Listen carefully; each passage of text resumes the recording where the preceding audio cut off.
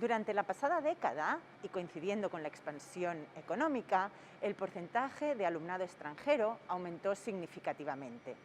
pasando de representar un 2% aproximadamente a principios o en el año 2000 a más del 10% en el 2008, cuando es el auge de la ola migratoria. En la actualidad, esta cifra se mantiene y en torno al 10%.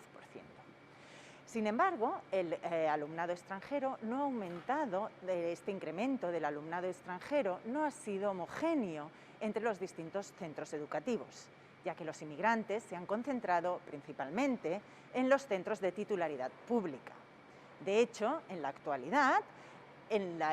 los centros de educación pública, el alumnado extranjero representa un 14%, mientras que en los centros de titularidad privada o concertada representa un 6%, es decir, menos de la mitad. En respuesta al incremento del porcentaje de alumnado extranjero en los centros de titularidad públicos, algunas familias han optado por matricular a sus hijos en centros de titularidad privada o concertada. Este fenómeno es lo que se conoce como el native flight, el desplazamiento de la escuela pública a la escuela privada o concertada, y se ha observado también en otros países receptores de inmigrantes. Es importante destacar que este desplazamiento de la escuela pública a la escuela privada es un fenómeno que se da mayoritariamente entre las familias con niveles educativos más altos y, por tanto, con más recursos, hecho que puede generar un incremento en la segregación o de la segregación socioeconómica dentro del propio sistema educativo.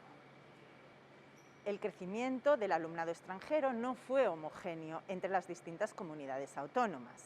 Comunidades como Extremadura, Galicia, Asturias, Castilla-León, en estas comunidades el incremento de alumnado extranjero no fue suficiente para compensar el descenso en alumnado nativo.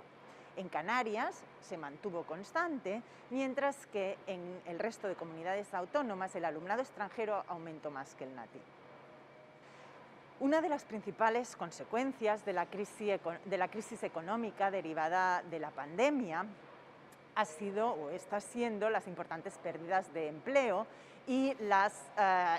asociada o la pérdida de capacidad adquisitiva o de ingresos por parte de las familias. Según las predicciones de nuestro estudio, este descenso en el nivel de ingresos de las familias podría suponer un retorno hacia la educación pública. En el corto plazo, esto podría generar problemas de congestión, pero en el largo plazo, medio-largo plazo, este retorno hacia la educación pública podría hacer que el sistema público de educación recuperara el apoyo social que quizá perdió durante la década pasada.